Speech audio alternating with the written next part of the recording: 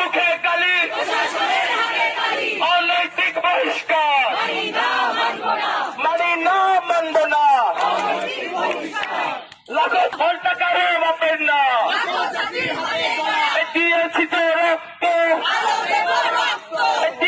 এই প্রশাসনের মুখে কালি প্রশাসন জবাব দেয় শক্তি হলে মাপ কেন শক্তি হয় কেরাতেন